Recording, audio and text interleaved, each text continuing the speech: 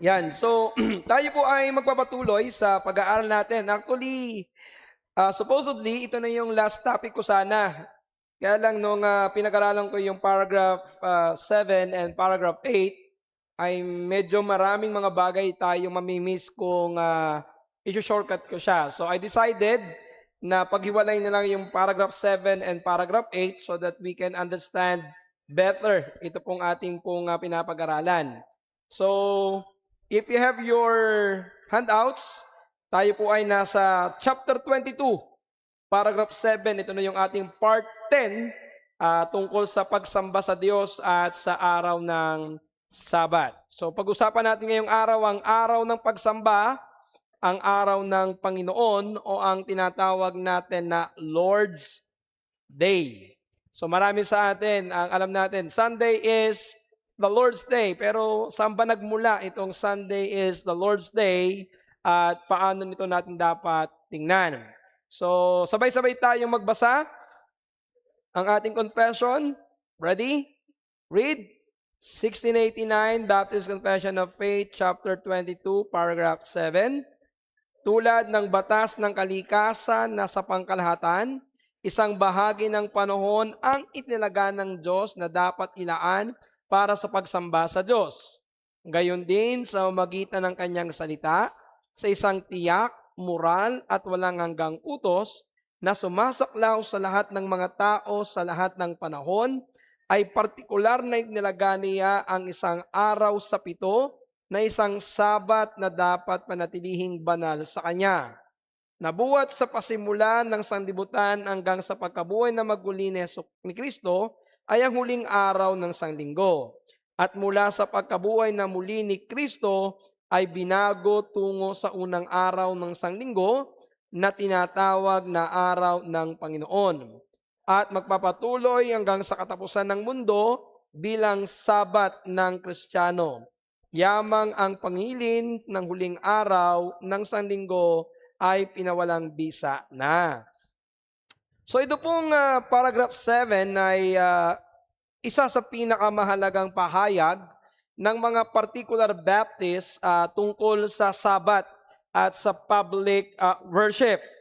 At makikita nyo dito sa ating confession ay itinuturo daw ng kalikasan at ng budhi ng tao na marapat maglaan ng isang tao ng panahon para sa pagsamba sa Diyos. Ngunit hindi iniwan ng tao ang pagpapasya kung gaano karaming panahon ang ilalaan. Ibig sabihin, hindi ibinigay ng Diyos sa freedom ng will ng tao to choose kung ilang oras, ilang araw, anong araw ang magiging araw ng pagsamba. Instead, ang Diyos mismo ang nagtakda ng isang araw sa bawat 7. So una, tingnan natin dito ang prinsipyo ng Sabat ay nakaugat sa paglikha. Bakit ba tayo merong gathering every Sunday? Bakit itong mga Israelita ay merong gathering ng Saturday? So tatalakayin natin ito. Ayon po kina Nehemiah Cox, kina Benjamin Kitch, ito yung mga contributor, ito yung mga gumawa, kasama sa mga gumawa ng ating pong confession, at kasama pa ang ibang mga particular Baptist, naniniwala sila na ang Sabat ay hindi nagmula kay Moses, kundi ito ay originally ay nagmula sa paglikha. And that is very clear sa Genesis chapter 2, verse 2 to 3. At nang itong araw ay nayari ng Diyos ang kaniyang gawang ginawa, at nagpahinga sa 7 araw sa madlang gawain niyang ginawa. At binasbasan ng Diyos ang 7 araw at kanyang pinangilin sapagkat siya ipinagpahinga ng Diyos sa madlang gawang kanyang nilikha at ginawa. So in short, bago pa nagkaroon ng Israel, bago pa nagkaroon ng Sinai, kung saan iniutos ang mga kautusan gaya ng ceremonial law, ang mga moral law, meron ng 6 na araw na paggawa at 1 araw na itinalaga ang Diyos. Ito ang dahilan kung bakit tinatawag ng ating kapahayagan ang araw ng Sabat bilang isang tiyak, moral at walang hanggang utos. Tinatawag ito ng confession in English na positive moral and perpetual commandment. Anong ibig sabihin ng positive? Ano yung tiyak na utos o positive na utos? Sa theology, hindi lamang to basta nangangahulog ang maganda or isang positibong utos. Instead, ang tiyak na utos o positive command ay isang utos na umiiral dahil tahasang iniutos ng Diyos. Positive command means isang tahasang utos ng Diyos na hindi maaring malaman sa pamamagitan ng natural na katuwiran o ng kalikasan. Ibig sabihin, this is a direct command. May mga utos po kasi na by nature, by our, kumbaga, bilang nilikha ayon sa wangis ng Diyos, nagkakaroon tayo ng kamalayan na ito ay mali. For example, yung pong pagpatay, though there is no legitimate command sa isang tribo, makakaramdam sila ng guilt feeling o hindi tama na pumatay ng isang tao. Kasi nga ito ay nauunawaan sa konsensya and by natural law. Ngunit yung paglalaan ng partikular na araw sa 7 para sa banal na pagsamba ay nalalaman natin dahil ito ay inihayag ng Diyos sa kanila. For example, ito makikita ninyo in common realm. Marami sa mga tao, alam nila na ang araw na ang pagpatay ay kasalanan. Para bang universal law. Nakakaramdam sila na mali ang pumatay. Pero sa karamihan, wala silang guilt feeling, wala silang pakaramdam na sila ay nakakagawa ng kasalanan kapag hindi sila sumisimba ng araw ng linggo.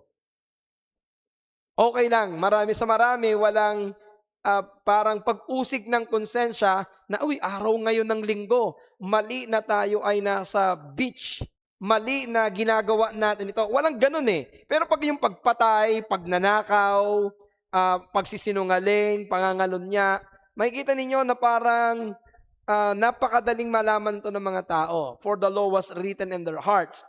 Ang 7 araw, ang pagsamba, ito ay nakasulat din sa puso ng isang tao, but kinakailangan ito na ipahayag mismo ng Diyos para mas maintindihan ng tao. Yun ang ibig sabihin po ng positive law or positive command. Ito ay isang moral na utos. Bakit? Dahil nagpapahayag ito ng banal na kalooban ng Diyos para sa lahat ng tao.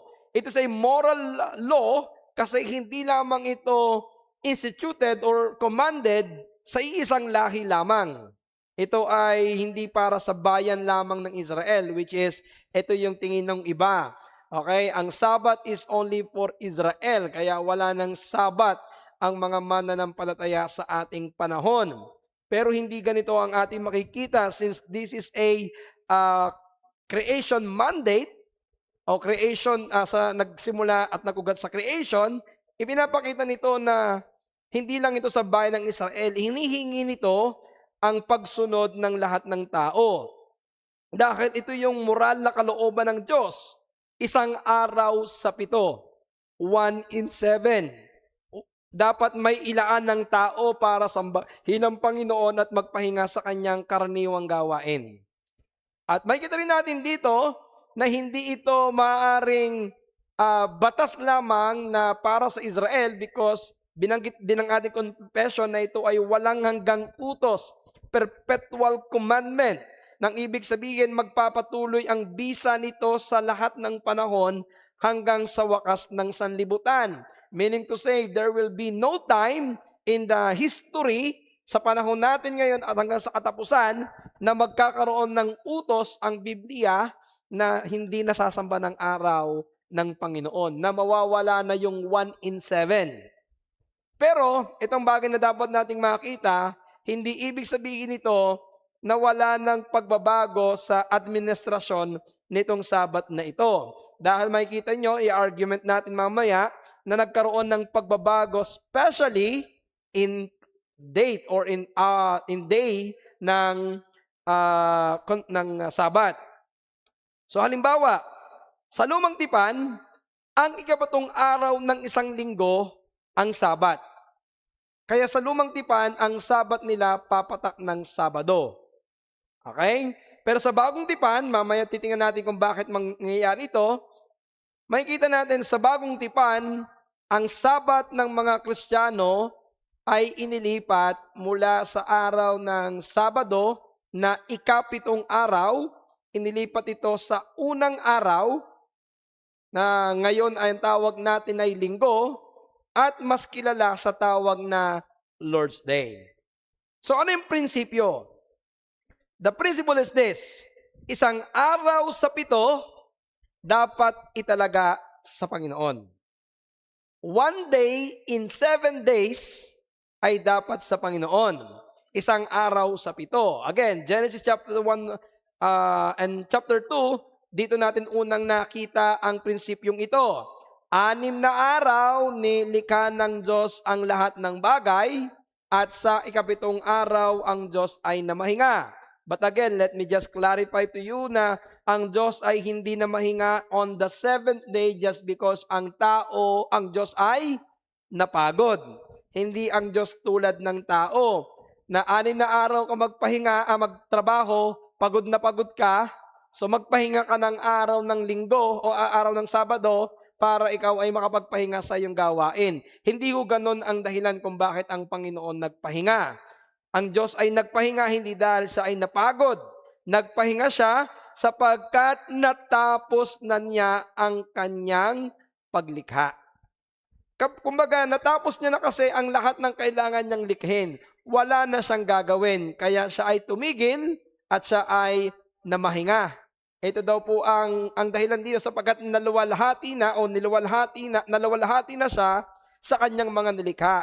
Na gaya ng isang hari na umupo sa kanyang trono at siya ay namahinga matapos gawin ang lahat ng bagay. Kaya kahit bago pa yung pagbibigay ng batas sa panahon ni Moses sa bundok ng Sinai, meron ng prinsipyo ng isang araw sa 7.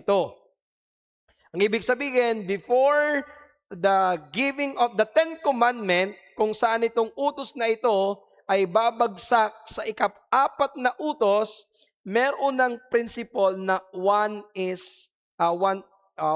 7. Isa sa 7. Now, nagkaroon ito ng kaliwanagan pagdating po ng panahon ng Exodus sa bundok ng Sinai sapagkat ito ay ibinigay ng Diyos at iniutos ng Diyos na sundin ng tao. At naniniwala tayo na ang 10 Commandment ay kabilang sa moral law. Sa Israel, meron silang tinatawag na ceremonial law, meron silang civil law, at meron silang moral law. Lahat ng ceremonial law ay tumuturo sa Panginoong Jesucristo. Yung mga pag-aalay nila ng mga tupa, ng mga kambing, yung mga pari, lahat ng mga ceremonial law na ito ay ginagawa nila bilang anino hanggang sa ang Panginoong Jesucristo ay dumating. Maging ganon din yung kanilang mga civil law, yung mga batas na panglupa, ito ay tali lamang sa bayan ng Israel. Kapag binasa niyo yung Leviticus, makikita niyo yung napakadaming batas para sa bayan ng Israel. When Christ came, nung si Kristo dumating, itong ceremonial law na ito at saka itong mga civil law na ito ay na-abolish, nawala, natapos. Why? Sapagkat si Kristo ang tumupad nito. Pero ang moral law, which is ang 10 Commandments, ay hindi nawala nung si Kristo ay dumating. Again, yung moral law, ay yung ceremonial law, at saka po yung civil law, ibinigay ng Diyos kay Moses. Si Moses na ang nagsulat. Pero, itong moral law, itong 10 utos, ang daliri mismo ng Diyos ang nagsulat. Ang Diyos mismo ang nagsulat. At dahil ang Diyos mismo ang nagsulat nito, tama lamang na isipin na ito ay pangwalang hanggang batas. At kasama doon sa moral law na yon ay yung Sabat o yung araw ng pagsamba. Sabi ng Exodus chapter 20, verse 8 to 11. Ito napakalinaw, pakinggan nating mabuti. Alalahanin mo ang araw ng Sabat upang ipangilin. 6 na araw na gagawa ka ng iyong gawain at iyong gagawin ang lahat ng iyong gawain. Ngunit ang 7 araw ay Sabat sa Panginoon mong Diyos. Sa araw na yan, huwag kang gagawa ng anumang gawa. Ikaw, ni ang iyong anak na lalaki ni babae, ng iyong aliping lalaki ni babae, ni ang iyong baka, ni ang iyong tagaibang lupa na nasa loob ng iyong mga pintuang daan. Sapagkat sa 6 na araw ay ginagawa ng Panginoon ang langit, ang lupa, at ang dagat, at ang lahat ng nangaroon, at nangagpahinga sa 7 araw. Ano pat pinagpala ng Panginoon ang araw ng Sabat at pinakabanal. Next week, pag-uusapan natin yung last part na pinabanal ito ng Panginoon. Kasi next week, Lord willing, pag-uusapan natin paano gagawing banal ang araw ng Sabat o araw ng Panginoon. But for now, at titignan natin dito, may maliwanag na utos ang Panginoon pagdating sa paggamit ng araw. At ano yon? Isang araw sa 7. 1 in 7. Inuutusan ng Diyos ang tao na magtrabaho sa loob ng 6 na araw. Inuutusan ng Diyos ang tao na gumawa. Kaya inaasahan ng Diyos na ang tao ay gumagawa. Sa loob ng 6 na araw, ikaw ay gumawa. Gawin mo na ang lahat ng kailangan mong gawin. Sa 7 araw ay araw ng Sabat, araw ng pamamahinga, araw ng pagtigil sa mga ordinaryo mong gawain, araw para ikaw ay sumamba, araw na kung saan ikaw ay dapat naglilingkod, nagpupuri at nagpapasalamat sa Diyos. Sa loob ng 6 na araw, ipinapakita na ang paggawa ay bahagi ng disenyo ng Diyos. Kaya hindi po pwede ang mga taong tamad.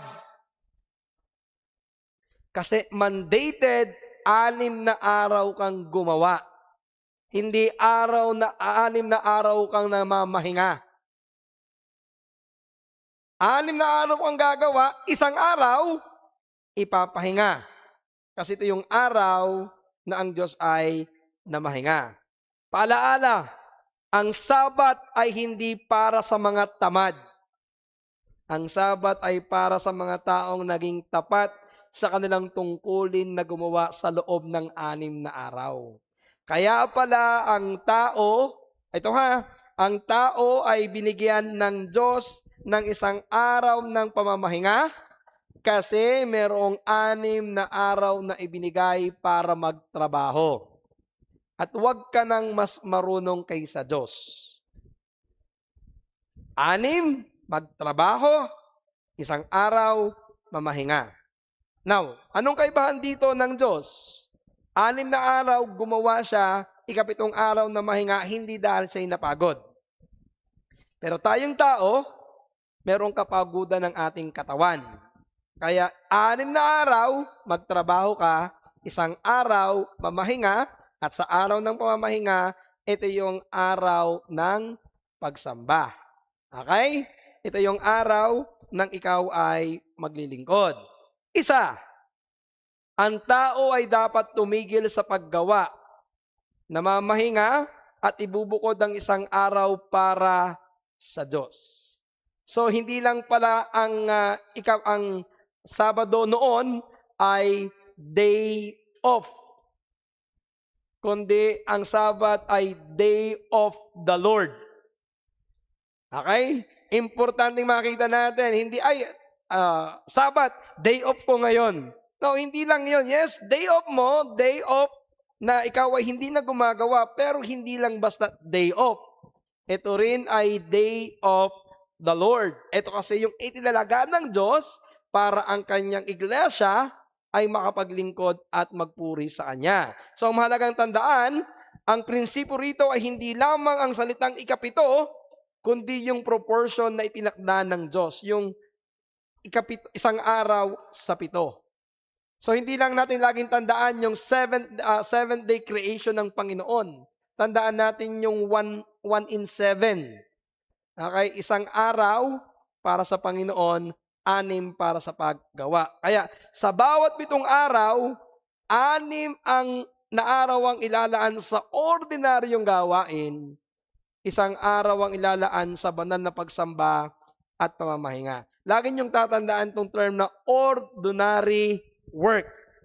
6 days, do the ordinary work. 1 day, stop from doing the ordinary work for you to rest and to worship.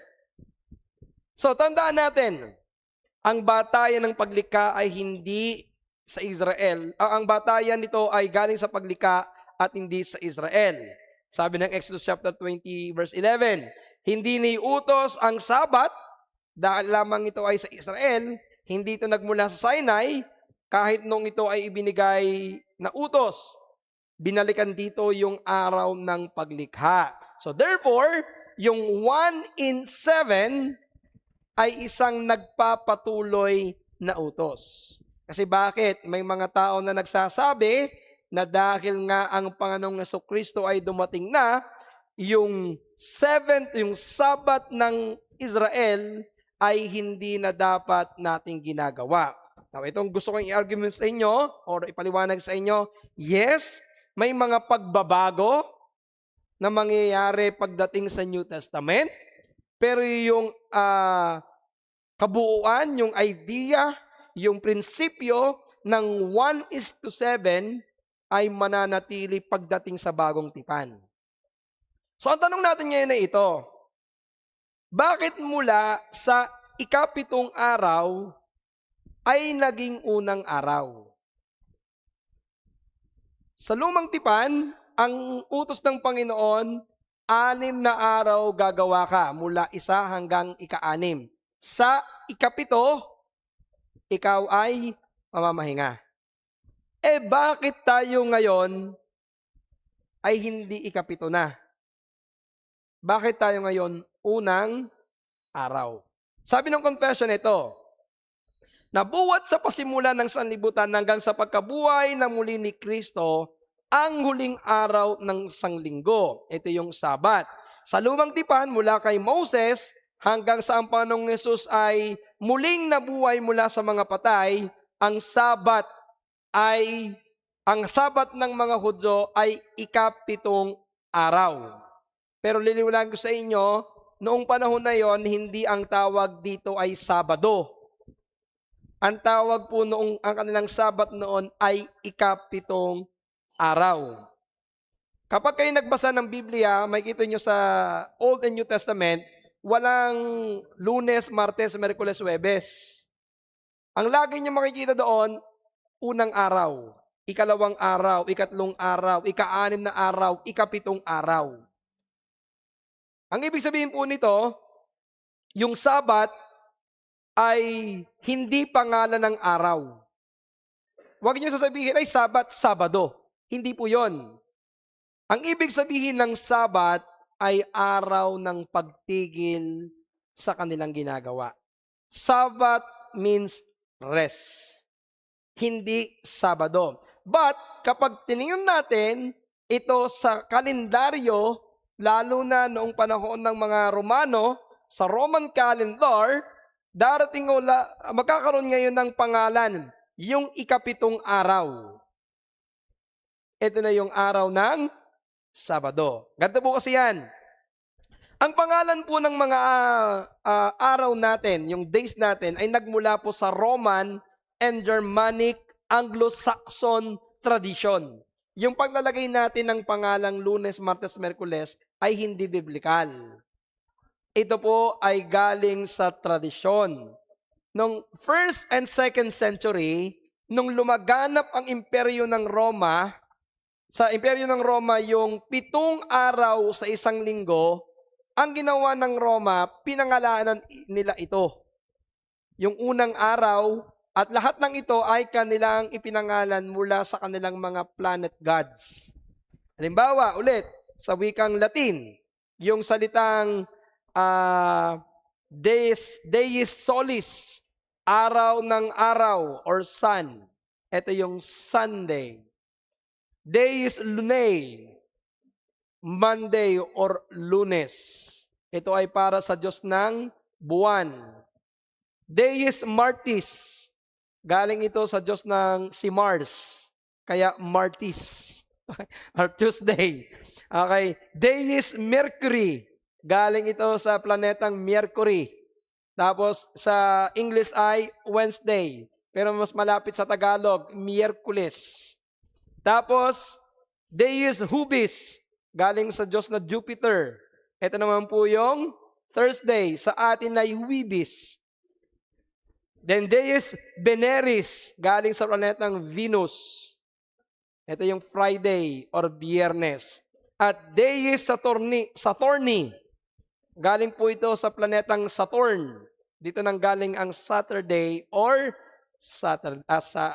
Sabado. Kaya po, pagdating po nung 321 AD, pinagtibay ni Constantine the Great ang 7 araw sa isang linggo. At siya ang gumamit nito sa mga kalendaryong Romano. At siya din po yung nagdeklara noon na ang Deis Solis or ang Sunday bilang araw ng pampublikong pahinga sa imperyo. Okay, sila yun si Alexander the Great, nung panahon nila, nag-declare na yung Sunday ay oras ng pamamahinga. Pero liwanagin ko, hindi dito nagmula ang ating konsepto ng pamamahinga kay Constantine the Great. Ang konsepto natin ng pamamahinga ay galing sa Biblia. Mula sa creation, 1 day in 7, at nung ibinigay ng Panginoon ang moral law sa bayan ng Israel. Kaya ang pangalang Sabado at Linggo ay mga katawagang pangkalendaryo lamang na nagmula sa impluensya ng mga Romano. Kaya again, hindi ibig sabihin Sabat, Sabado. Sabat ay ang ika-7 araw, araw ng pamamahinga. Tinawag din po ng mga unang Kristiyano ang unang araw bilang araw ng Panginoon. Ayon din sa ating confession, Day of the Lord. At ito na yung common na marinig ninyo. Sunday is the Lord's Day. Ang tanong, bakit? Paano nangyari? Sa Jewish tradition, Saturday is God's Day. Pero pagdating ng bagong tipan, Sunday becomes the Lord's Day. Ano ang naging transition? Ano ang naging pagbabago? Ito ang sabi ng confession natin. Mula sa pagkabuhay na muli ni Kristo, ay binago tungo sa unang araw ng sanglinggo na tinatawag na araw ng Panginoon. Kung sa lumang tipan ng Sabat ay tumuturo sa natapos na paglikha ng Diyos, ang bagong tipan, ang araw ng Panginoon ay tumuturo sa mas dakilang gawa ni Kristo, ang bagong paglikha na sinimulan sa muling pagkabuhay ni Jesucristo. So kapag binabanggit po noon ang 7 araw ng paglikha, lalo pagdating ng ika-7 araw, the Lord rested. Yung mga tao noon sa lumang tipan, tumitingin sila pabalik sa creation. Kasi once na binabanggit nila, unang araw, ikalawa, ikatlo, ikapat, ikalima, ika-6, ika-7, ang babalik sa isip nila, 7 araw ang Diyos lumikha. Pagdating sa New Testament, ang ating pong celebration ngayon ay unang araw.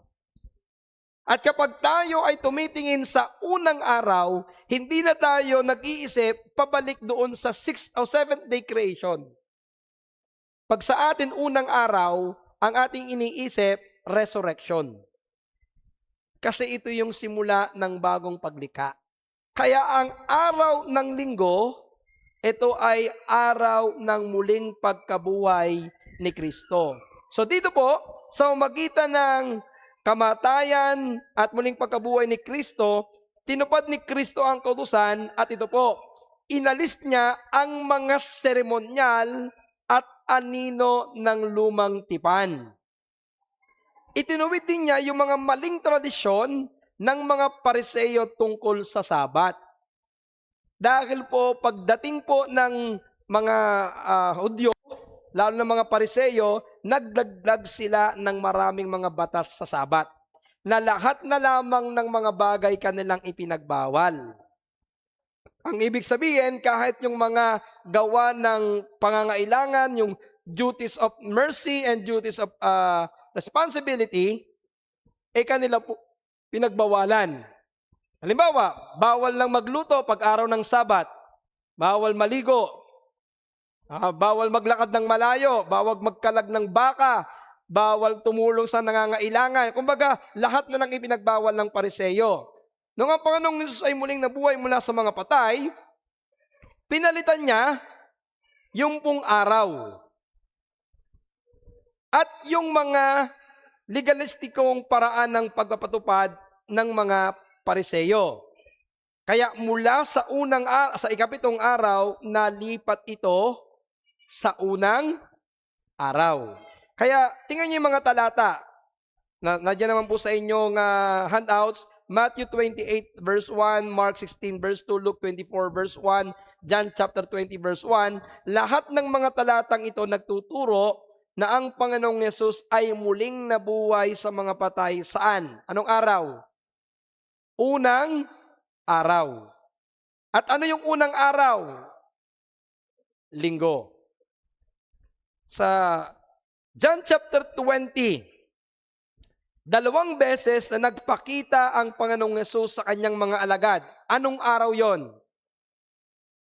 Linggo. Bakit linggo? Kasi unang araw.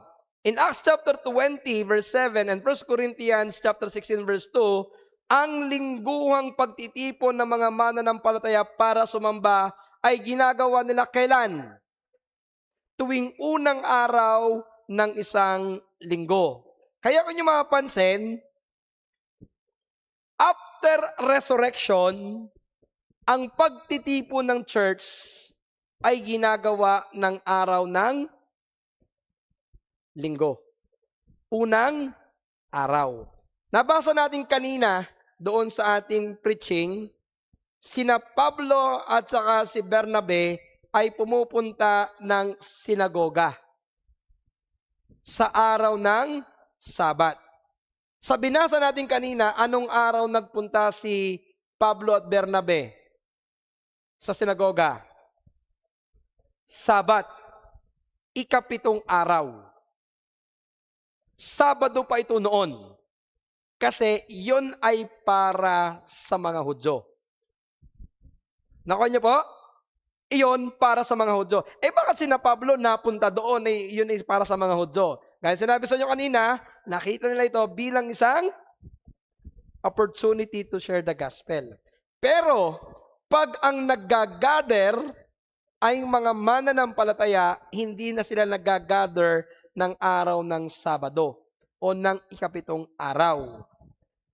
Nag-gather sila ng araw ng linggo or first day of the week. And that is the reason kung bakit tayo ngayon ay hindi Sabado, kundi linggo.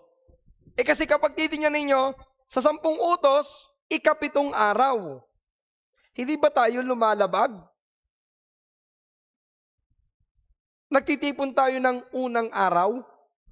Ang sagot, hindi. Bakit? Dahil ang Panginoon, pinakita niya ang pagbabago. Hindi niya iniutos ito, pero ito yung nakita ng mga apostol. Walang direct command ang Panginoong Yesus na mula sa ikapito ay ilipat ninyo ng una. Pero ito yung nakita ng mga apostles. They honor the resurrection bilang ang bagong paglikha.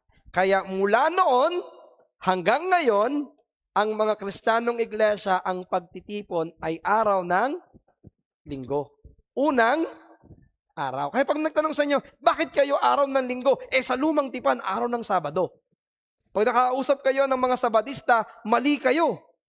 Kayo ay sumusaway sa utos ng Diyos. Dapat Sabado. Yun ang biblikal. Hindi linggo. May papaliwanag nyo ngayon. Ito ang makikita natin. Si Kristo ay muling nabuhay nung araw ng unang araw. Ang mga alagad ay nagtitipo na ng unang araw. At ito yung itinuro. Ito yung ginagawa ng mga apostol. Pero ito ang inyong makikitang napakahalaga. In Revelation chapter 1 verse 10, ako'y nasa espiritu ng araw ng Panginoon. Ito po ang isa sa pinakamaagang paggamit ng terminong Lord's Day. Pero, kapag inyo pong inaral, kasi medyo na-curious ako dito nang inaaral ko to, ang dali nating gamitin ang salitang Lord's Day. Pero kapag binasa po ninyo ang context ng Revelation chapter 1, wala kayong makikita dito na nung sinabi ng ito ni Juan, ni John the Beloved, na ako'y nasa espiritu ng araw ng Panginoon, na meron siyang tinukoy na araw. Hindi niya sinabing, nung unang araw, ako'y nasa espiritu, ito yung araw ng Panginoon. Walang ganun eh. Ibig sabihin, walang talata sa Bagong Tipan na nagsasabi na tawagin ninyo ang unang araw na araw ng Panginoon. Walang direct na talata. Pero ang tanong natin, bakit tinatawag natin na Lord's Day ang araw ng Sunday? Ang sagot, ayon po sa Reformed Theology, yung pagtukoy dito ni John na Lord's Day bilang araw ng Panginoon, pinaniniwalaan ng mga theologians, ng mga Reformed theologians, na ito ay unang araw ng Panginoon base sa pagsasama-sama ng mga datos sa Bagong Tipan.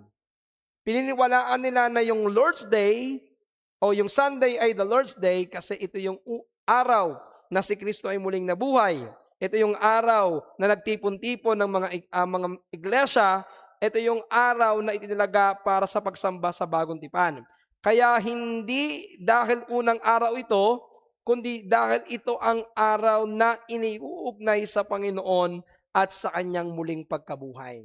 So we call Sunday as the Lord's Day, again, dahil ito yung araw na si Kristo ay muling nabuhay.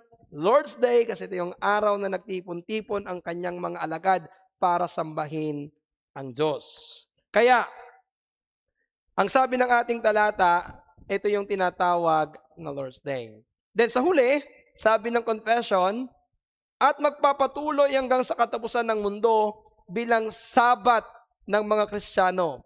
Yamang ang pangilin ng huling araw ng sanlinggo ay pinawalang bisa na. Now, mahalaga nating maintindihan ito na ano yung ibig sabihin ng pinawalang bisa, yung ikapitong araw o yung huling araw.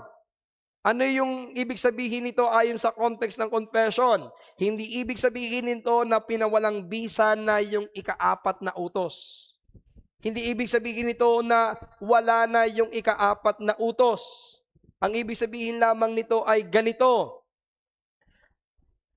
Ang pinawalang bisa dito ay tumutukoy lamang sa itinalagang ikapitong araw bilang araw ng Sabat. Araw na hindi na umiiral sa ilalim ng Bagong Tipan. Pinawalang bisa ang ika-6 na araw at pinalitan ng unang araw. Dahil dito nagsimula ang bagong paglikha sa pamamagitan ni Jesus. Pero, ito po, hindi nawala ang mga prinsipyo na iniuutos sa ikapitong araw. Nandoon pa rin yung konsepto ng 1 in 7. Nandun pa rin yung principle. Okay? 1 in 7. Sa Old Testament, ang 1 in 7, ikapitong araw. Pagdating sa New Testament, ang 1 in 7 ay yung unang araw. So, ano ba ang tawag natin dito? Ano bang pwede nating itawag sa Sunday? Christian Sabbath or Lord's Day? Bakit ba ito tinawag na Christian Sabbath? Dahil naniniwala ang mga Reform na ang ika-4 na utos ay moral at nananatiling prinsipyo ng isang araw sa bawat 7 ay hindi inalis. Ang araw lamang ang nabago mula sa ika-7 araw patungo sa unang araw dahil sa muling pagkabuhay ni Kristo. Kaya yung word na Christian Sabbath ay hindi pangalan ng isang bagong araw, kundi isang theological description lamang doon sa araw. Ang lingguhang araw ng banal na pamamahinga at pamabulikong pagsamba na iniutos sa ika-4 na utos ay ginaganap ngayon ng mga Kristiyano sa araw ng Panginoon o sa araw ng linggo sa halip na sa ika-7 araw. Kaya yung utos sa ika-4 na utos na tumigil sa mga ordinaryong gawain para mamahinga at sumamba ay nalipat lamang sa araw. Yung prinsipyo nandoon pa din. Pero yung araw, napalitan. Nagets niyo po? Hindi inabolish yung ika-4 na utos, napalitan lamang ng araw. At next week, i-argue ko sa inyo na kung ano yung utos sa ika-4 na utos ay dapat panatilihin sa unang araw ng pagsamba. Kaya mga kapatid, ito, ang lingguhang araw ng banal na pamamahinga at pampublikong pagsamba ay na iniutos sa ika-4 na araw ay pinalitan lamang sa unang araw. Kaya ang Lord's Day ay ang Christian Sabbath pa din. Na bakit po may mga tumututol na huwag mong gamitin yung Christian Sabbath? Gamitin mo na lamang yung Lord's Day. Bakit yung iba ayaw nilang gamitin yung Christian Sabbath? Ang sagot, dahil wala naman daw talata sa Biblia na tumatawag sa Lord's Day na Christian Sabbath. Kaya, wag ng Christian Sabbath. Lord's Day na lamang. Pangalawa, natatakot sila na may balik yung Judaic Sabbath. Na kapag tinawag mong Christian Sabbath, ang Lord's Day, baka isipin ng mga tao na bawal pa rin gumawa ng kahit ano. Na pareho ng lahat ng mga batas ng Sabbath sa lumang tipan. Na kailangan mong sundin yung lahat ng mga iniutos ni Moses. Kaya sabi nila, huwag mo nang i-connect sa Kristiyano yung Sabat kasi pang lumang tipan lamang yan. At naniniwala sila na kahit yung Sabat natapos na kay Kristo. Kaya para sa kanila, wala nang Sabat. Ngayon ay Lord's Day na lamang. Kaya huwag mo nang gamitin ang salitang Sabat. Pero liliwanagin ko muli sa inyo mga kapatid, ang ating kapahayagan o confession ay hindi pinaghiwalay o pinag-iba yung Lord's Day at Christian Sabbath. Again, Lord's Day, biblical na pangalan sa unang araw ng sanlinggo. Ang Christian Sabbath, theological description o theological na paglarawan ng tungkulin ng araw na iyon bilang lingguhang araw ng banal na pamamahinga at banal na pagsamba. Kaya mga kapatid, ano yung redemptive historical reason para dito? Sa lumang tipan, ulitin ko sa inyo, tumitingin pabalik sa paglikha. Sa bagong tipan, ang Lord's Day, tumitingin sa muling pagkabuhay ni Kristo, ang simula ng bagong paglikha. Kaya bilang conclusion, ang 1689 Baptist Confession of Faith ay hindi nagtuturo. Okay? Kinikilala natin ito na inalis na ang Sabat. Ang pinapawalang bisa lamang dito ay ang pangingilin sa huling araw ng sanglinggo bilang araw ng Sabat.